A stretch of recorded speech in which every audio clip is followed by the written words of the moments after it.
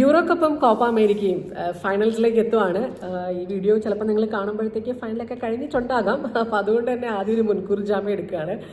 എന്താണ് finals result നമുക്ക് അറിയില്ലല്ലോ. പക്ഷെ എന്തായാലും നമ്മളുടെ കുറച്ച് എന്താ പറയുക ഇഷ്ടങ്ങൾ ഒക്കെ ഒന്ന് ഷെയർ ചെയ്യാമെന്ന് വിചാരിച്ചു.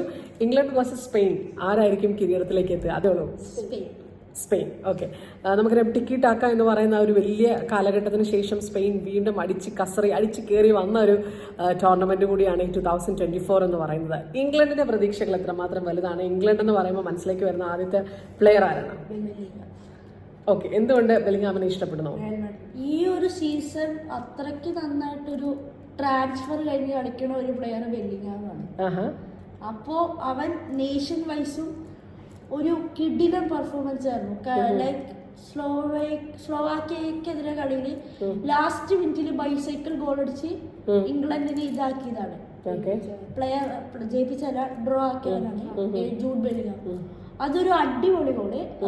അത്രയും ഒരു ട്രാൻസ്ഫർ കഴിഞ്ഞ അത്രയും റിയൽ മാഡ്രിഡിന് വേണ്ടി കളിച്ച് ഇതിപ്പോ നേഷൻ വൈസും ക്ലബ് വൈസ് ഈ സീസണിൽ ഒരു വലിയൊരു സ്റ്റാർ പ്ലെയർ ആണ്. ബാലൻഡോർ ജയിക്കാൻ നല്ല ചാൻസ് ഉണ്ട്.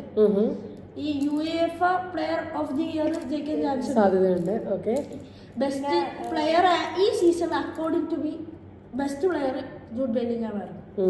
എന്താണ് വച്ചു ആളുടെ സെലിബ്രേഷൻ ഉണ്ടല്ലോ, അതെങ്ങനെയാണ്? എങ്ങനെ ബാത്റൂം കാണിച്ചു? അത് പുള്ളിക്കാരൻ റൊണാൾഡോ ഒരു യൂറോ കപ്പിൽ ചെയ്യണം കണ്ടിട്ട്, യൂറോ കപ്പ് ഒരു ടൂർണമെന്റിൽ ചെയ്യണം കണ്ടിട്ടാണ് കോപ്പി ചെയ്തതാണെന്ന് അയാൾ തന്നെ ഒരു ബെല്ലിംഗ്ഹാം തന്നെ ഒരു ഇന്റർവ്യൂവിൽ പറയുന്നുണ്ടല്ലേ. പിന്നെ ആ സെലിബ്രേഷന് തന്നെ വേറൊരു പേരുണ്ട്. ഇപ്പൊ ഫാൻ ബേസ് ഉണ്ടായിരുന്നല്ലേ? റൊണാൾഡോയുടെ മെസ്സിയുടെ ഇതും പോലെ തന്നെ അതിനൊരു വേറൊരു ഫാൻ ബേസ്, തനി ഫാൻ ബേസ് ഉണ്ടല്ലേ.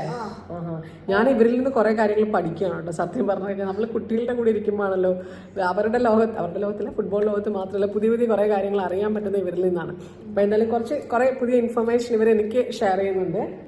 ഒരു എക്സലന്റ് പ്ലെയറായി നമ്മുടെ one of the best midfielders for me in this season. എത്ര പെട്ടെന്നാണ് ഇവൻ ഇത്രയും നല്ലൊരു പ്ലെയർ ആയത്.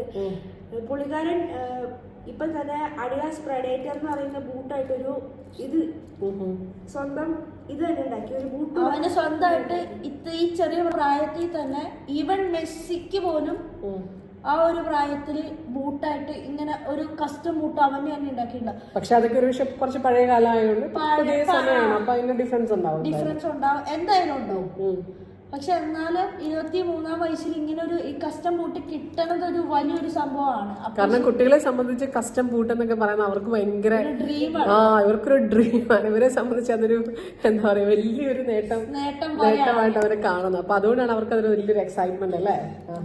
ഓക്കെ, അപ്പൊ ബെല്ലിംഗ്ഹാം ആണ് നിങ്ങളുടെ ഈ തവണത്തെ യൂറോന്റെ പ്ലെയർ, നിങ്ങളുടെ ഫേവറേറ്റ് പ്ലെയർ അല്ലേ? വേറെ ആരെങ്കിലും ഉണ്ടോ? ഓക്കെ, ആ ഒരു പേരൂടെ പറയാൻ നമുക്ക് പോകാൻ പറ്റില്ല. എന്താ പറയാ, 16 വയസ്സില്